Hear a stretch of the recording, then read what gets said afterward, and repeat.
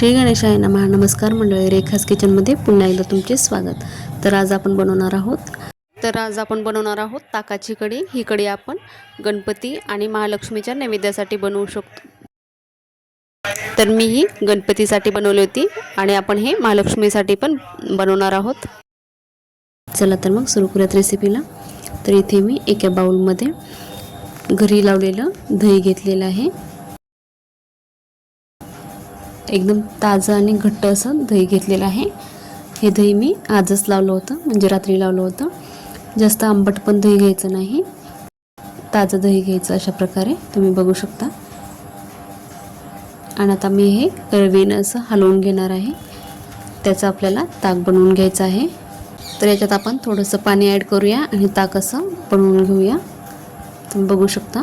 तुम्हाला कितपत पातळ हवं आहे तेवढं आपण पाणी टाकूया. तुम्हाला किती पातळ हवं आहे तेवढं आपण पाणी टाकायचं आणि हे ताक बनवून घ्यायचं. अशा प्रकारे तुम्ही बघू शकता. आणि नंतर पण आपण थोडंसं पाणी टाकणार आहोत. आता आपण यामध्ये बेसन टाकूयात, लाल तिखट, हळद आणि चवीनुसार मीठ टाकूयात. आणि हे चांगलं असं हाताने मिक्स करून घेऊयात, म्हणजे बेसनच्या पिठाच्या अशा गुठळ्या होणार नाहीत त्यासाठी. तर अशा प्रकारे चांगलं आपल्याला हे मिक्स करून घ्यायचं आहे.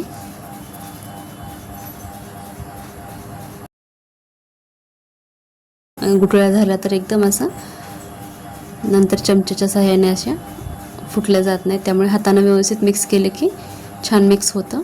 आणि आता इकडे कढईमध्ये तेल गरम झालेलं आहे.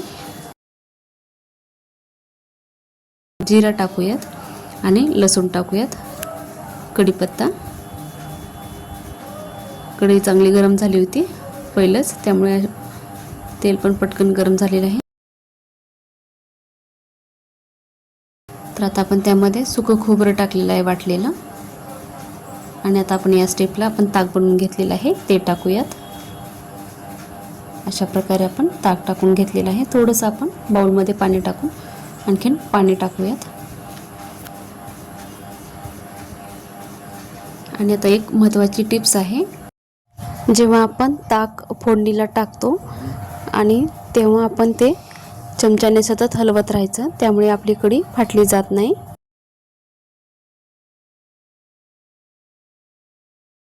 ही एक महत्त्वाची टिप आहे, नक्की फॉलो करा. असं केल्यानंतर आपली कढी अजिबात असं फाटत नाही. तुम्ही बघू शकता. गॅस मी फास्ट केलेला आहे. चमच्याने हलवत 1-2 उकळी अशी काढून घेणार आहे. तुम्ही बघू शकता. अशा प्रकारे मी सतत हलवत आहे.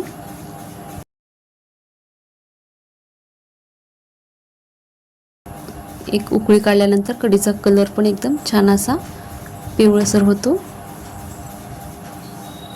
तर असं आपल्याला सतत हलवत हे उकळी काढून घ्यायची आहे.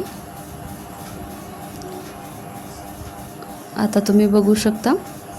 आता आपल्या कढीला चांगली उकळी आलेली आहे, हे बघा. आणि कलर पण तुम्ही बघू शकता चेंज झालेला आहे. तर आणि तुम्ही बघू शकता कढी अजिबात अशी फाटली गेलेली नाही आहे. तर एकदम छान अशी कढी झालेली आहे. तर मस्त आपली अशी ही महालक्ष्मीच्या नैवेद्याची ताकाची कढी तयार झालेली आहे. किंवा एनी टाईम पण तुम्ही ही बनवू शकता आणि यामध्ये पकोडे बनवून पण तुम्ही टाकू शकता. तर आपली अशी ही महालक्ष्मी स्पेशल कढी तयार झालेली आहे. तुम्ही पण अशा प्रकारे नक्की ट्राय करा. आणि तुम्हाला माझे व्हिडिओ आवडत असतील तर नक्की व्हिडिओला लाईक करा, शेअर करा आणि चॅनलला सबस्क्राईब नक्की करा. थोडीशी कोथिंबीर टाकून घेऊयात. आणि मस्त आपली अशी ही कढी छान तयार झालेली आहे. तुम्ही पण या महालक्ष्मीला नैवेद्यासाठी नक्की ट्राय करा. चला तर मग भेटूयात पुढच्या अशाच एका नवीन आणि छान छान रेसिपीसोबत. तोपर्यंत धन्यवाद. श्री स्वामी समर्थ.